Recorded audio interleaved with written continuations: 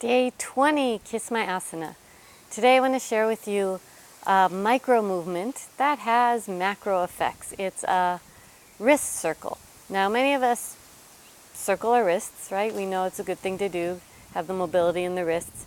But I want us to pay attention to how we circle the wrist. So I'm going to show you the difference between how I think most of us do it, how I used to do it till I learned this technique, and a way to do it that really helps mobilize a joint in a way that I think is better.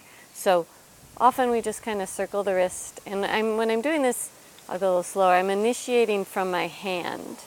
But what if you initiate the movement more from the actual wrist and the forearm? You see it looks a little different.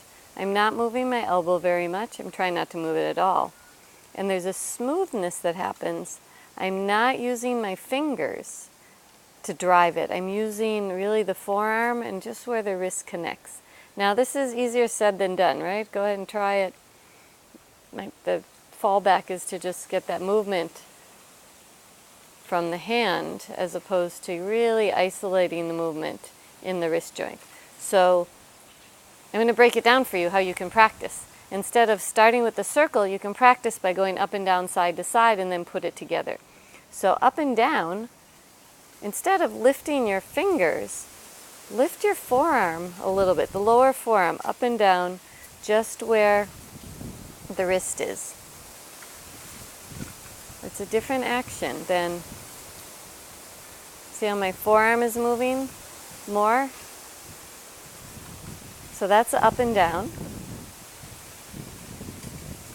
And actually it can be very tiring if it's new to you, even if it's not. It's a movement that we tend not to do a lot, which makes our brain a little more tired. Now, the next thing is side to side. So instead of moving just from fingers, again, move the forearm a little bit, side to side. So in this one, your elbow is going to move. It's a little harder to see from that angle. So let me show you a different angle. A little bit, I'm moving more the wrist, and sometimes I might just even tap the direction I'm going to, and then tap this way, press into it there, and then press into it here. So it looks like a claw from this angle, but you get that side to side, and you can just smooth it out a little bit. You might even move the forearm, the elbow a little bit more side to side.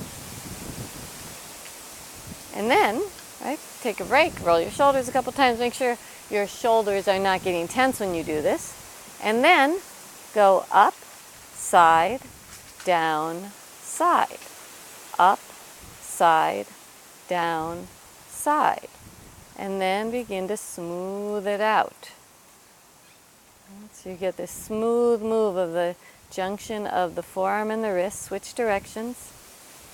So this is a great practice because it's also something you can do pretty much wherever you go. Like you're waiting for a movie to start.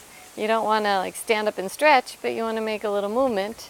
You can just play with the wrist a little, up and around.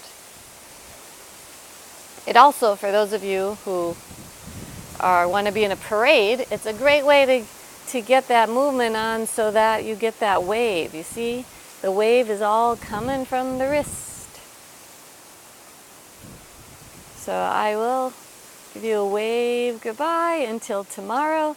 Thanks for watching Kiss My Asana, Day 20.